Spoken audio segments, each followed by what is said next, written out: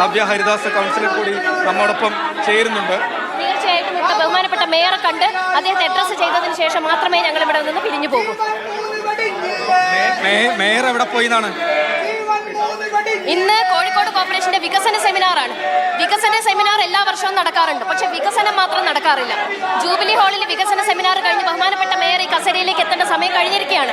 പക്ഷേ ഇവിടെ നടക്കുന്ന പ്രതിഷേധം, BJPയുടെ പ്രതിഷേധത്തെ ഭയന്നുകൊണ്ടാണ് അദ്ദേഹം ഈ കസേരയിലേക്ക് എത്താത്തതെങ്കിൽ അദ്ദേഹത്തിന് കണ്ടതിന് ശേഷം മാത്രമേ കൗൺസിലർമാർ ഇവിടുന്ന് ഒഴിഞ്ഞു പോകൂ എന്നുള്ളൊരു സൂചന ബഹുമാനപ്പെട്ട മേയർക്ക് ഞങ്ങൾ ഇതിലൂടെ നൽകുകയാണ്. കറുത്ത തുണി വിരിച്ചത് കൊണ്ട് എന്താണ് അർത്ഥമാകുന്നത്? കരിങ്കൊടിയുടെ പ്രതീകമായിട്ടാണ് ഇവിടെ കറുത്ത ഡെസ്ക്, ഈ ബഹുമാനപ്പെട്ട മേയറുടെ ഡെസ്കിൽ. കാരണം 3 ജീവനുകളാണ് പൊലിഞ്ഞിരിക്കുന്നത്. നമ്മളെപ്പോലെയുള്ള സാധാരണ സഹോദരങ്ങളുടെ ജീവൻ പൊലിഞ്ഞതിലുള്ള പ്രതിഷേധമാണ് ഈ കരിങ്കൊടി. ഒരു വലിയ പ്രതിഷേധം തന്നെ ആളിക്കത്തുകയാണ്. ഒപ്പം മേയർ ഇല്ലാത്ത അവസ്ഥയിൽ കൗൺസിലർമാർ ഇവിടെ നിന്ന് മുദ്രാവാക്യം വിളക്കിയിട്ട് കാര്യമില്ല എന്ന് ോട് പറയുകയാണ്. പ്രതിഷേധം കനപ്പിച്ചതിന് മുന്നോട്ട് പോവുകയാണ്. മേയർ എത്തുന്നത് എപ്പോഴും അതുവരെയും പ്രതിഷേധം കോർപ്പറേഷനകത്ത് മേയറുടെ ചേംബറിൽ തുടരുമെന്നുള്ളതാണ് ഇപ്പോൾ BJP പ്രവർത്തകർ പറയുന്നത്. പോലീസ് ഉദ്യോഗസ്ഥർ ചേംബറിനകത്തേക്ക് എത്തിയിട്ടുണ്ട്. പിരിഞ്ഞു പോകാൻ ആവശ്യപ്പെടുകയാണ്. വികസന സെമിനാർ നടക്കുന്നുണ്ട്. ആ സെമിനാറിൽ പങ്കെടുക്കുകയാണോ മേയർ എന്നുള്ളത് അറിയില്ല. എന്തായാലും വികസനം ഒന്നും അല്ലെങ്കിൽ നിങ്ങളെ നിയമ നടപടി സ്വീകരിക്കും. ഞങ്ങളിവിടെ ആക്രമിക്കാനൊന്നും വന്നിട്ടില്ല.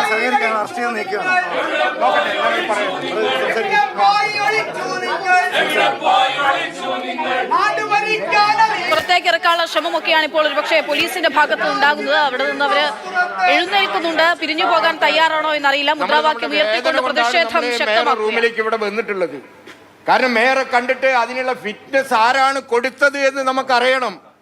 അതൊന്ന് അറിയുന്നതിന് വേണ്ടിയിട്ടാണ് നമ്മളിപ്പം ആ ഗേറ്റിൽ നിന്ന് ആ പൊരി വെയിൽ കൊണ്ടിട്ട് നമ്മൾ അവിടെ ഇരുന്നിട്ട് അതിനൊരു പരിഹാരം കാണാതെ വന്നപ്പോഴാണ് കൗൺസിലർമാരായ നമ്മൾ ഇതിൻ്റെ അകത്തേക്ക് കയറിയിട്ടുള്ളത്.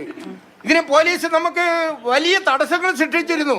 പക്ഷെ എന്നിരുന്നാലും പോലീസ് അവസാനം നമ്മളിങ്ങോട്ട് കയറാൻ വേണ്ടി, കൗൺസിലർമാരെ കയറാൻ വേണ്ടി സമ്മതിച്ചു.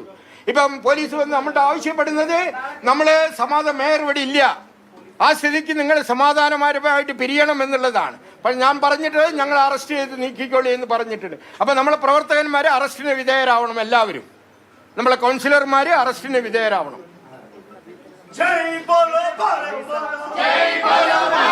ആരാണ് കെട്ടിടത്തിന് ഫിറ്റ്നസ് നൽകിയത് എന്നുള്ള ചോദ്യമാണ്. ഇത്രയും വർഷം കാലപ്പഴക്കമുള്ള, നൂറ്റാണ്ടിലേറെ കാലപ്പഴക്കമുള്ള കെട്ടിടമാണ്. ആ കെട്ടിടമാണ് തകർന്നു വീണത്. അതിനാരാണ് അൺഫിറ്റ് എന്നുള്ള രേഖ നൽകാതിരുന്നത് എന്തുകൊണ്ടാണ് എന്നുൾപ്പെടെയുള്ള ചോദ്യങ്ങളാണ് BJP ഉന്നയിക്കുന്നത്. BJP പ്രതിഷേധം തുടരുന്നു.